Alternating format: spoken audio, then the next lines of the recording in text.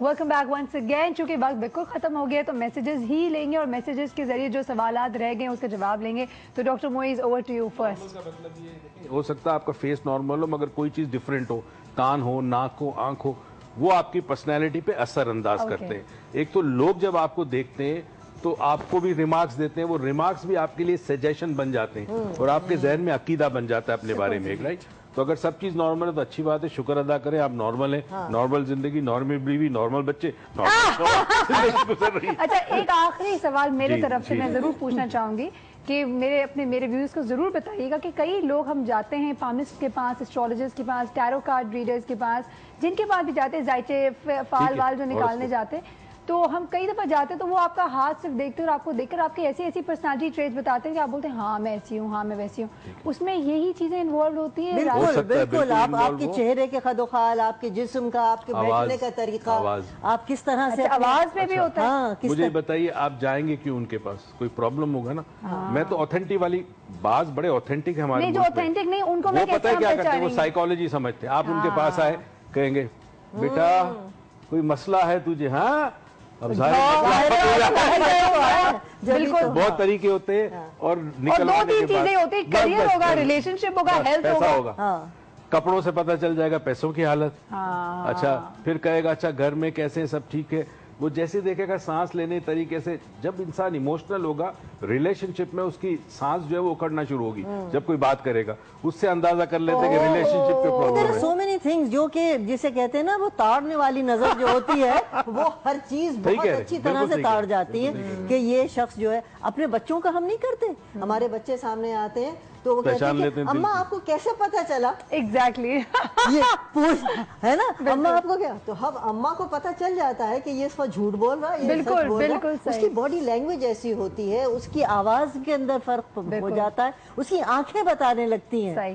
بالکل صحیح. تو آپ چونکہ آخری بالکل لاسٹ میسیجز ہیں, تو آپ کیا میسج دیں گی لوگوں کو with respect to personality, facial features, body type, کیا کہیں گے لوگوں کو؟ نہیں ہاں, یہ جو سب ہم نے اس وقت باتیں کی ہیں, لوگوں سے میں یہ ضرور کہوں گی کہ یہ سب ظاہر بات ہے یہ سائنسز ہیں, اس کے اوپر لوگوں نے بہت ریسرچ کی ہوئی ہے اور یقیناً اس میں کچھ نہ کچھ حقیقت ہے, لیکن یہ ایک جنرلائز چیز ہے. اس کو بالکل دل پہ لینے کی ضرورت نہیں ہے کہ اگر میری ناک جو ہے ذرا سی چھوٹی ہے یا ذرا سی لمبی ہے تو مجھ میں تمام وہ خرابیاں پیدا ہو گئیں جو کہ لمبی ناک والوں میں یا کسی چھوٹی ناک والوں میں ہوتی ہیں.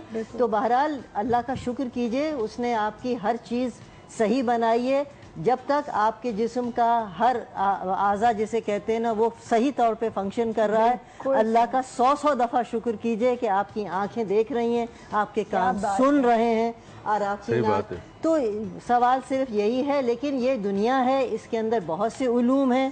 کچھ علوم ایسے ہوتے ہیں جو آپ کی زندگی پہ زیادہ اثر انداز ہوتے ہیں, لیکن ان سب کو بہت سیریسلی لینے کی ضرورت نہیں ہے, کیونکہ اللہ کی بنائی ہوئی جو مخلوق ہوتی ہے وہ ان سب علوم سے برتر ہے. بیوٹیفل. جی اچھا ڈاکٹر دیکھیں, کچھ مخفی علوم ہیں, ہڈن ہیں, وہ ہم اس پہ بات نہیں کر سکتے, تو ہم وہ باتیں کرتے ہیں جو ہم نے ابھی کیا. ایک چیز یاد رکھیے, جو اصل زندگی کی حقیقت ہے وہ یہ ہے کہ انسان خوش رہے, کم ہو یا زیادہ وہ خوش رہے.